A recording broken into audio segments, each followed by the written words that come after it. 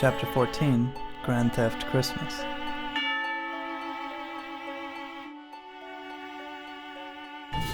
Francisco lived in the world of Grand Theft Auto, and he never hurt any players, and he never went into passive mode because he wasn't afraid. "I'm sorry I don't kill anyone," he apologized, and strangely enough, a lot of people accepted him for that, for the most part. One Christmas, Francisco was participating in various peaceful events to earn some Christmas cash, a few nighttime parachuting rides and a race or two.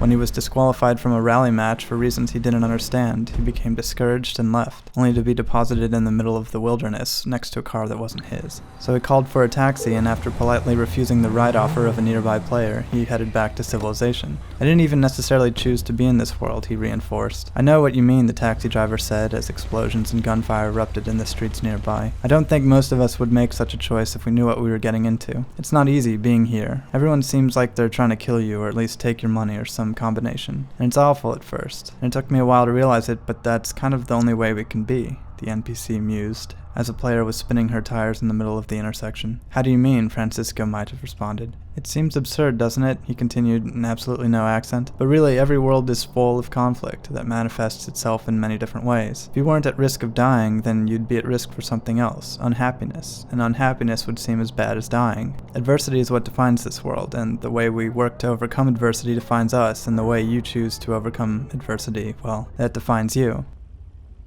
About then, the taxi driver was killed. The voracious motorcyclist killed the driver and then Francisco, and was promptly hit by a panicked car and then running away from the stack of money Francisco had dropped. Francisco decided to walk the rest of the way home because he was already pretty close, and upon respawning he was hunted down again by the motorcyclist, who must have enjoyed killing unarmed, nonviolent players. At this point it seemed like bullying, which honestly Francisco was used to. In free mode, the other players get a few RP for killing an enemy and a small amount of cash if they pick it up, but in this case the assailant didn't even pick up the money. She seemed only interested in attacking him, and the amount of reward for attacking another player was minuscule compared to the hundreds of better and more efficient ways to get points. So this was just the way this player was dealing with her own adversity, he decided, and he wished her luck.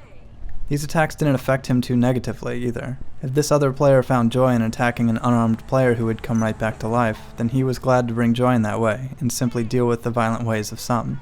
Another player offered him a ride. He was thankful, but he was almost home, so no ride was necessary. Not everyone was out for murder, he knew, and that number seemed to be growing. Francisco headed up to his lavish condo. He had purchased it recently, the most expensive property around, just to see what he might have been missing out on. But aside from accumulating planes, he wasn't sure what other use for money he was going to have. As he put up some custom decorations, he pondered what the late taxi driver had said. Believe it or not, this world represented a kind of utopia, a place where people were rewarded primarily for participating and then for competing. No one could actually die permanently, and so all behaviors were voluntary and independent of fear. It was a world with no pain, no scarcity problem, not even in real estate, and computer people maintained all the monotonous aspects of life. It's not that outlandish either, Francisco thought, as we exist in a place where our thoughts might soon become digitized, where we might not be so fortunate to escape life through death, a world where we might persist in ways so complicated we can't even fathom them at this point. "It might get a little crazy," the taxi driver said, "but I'm glad we've at least started thinking about it." He smiled, as he facilitated the trip for Francisco to his next adventure.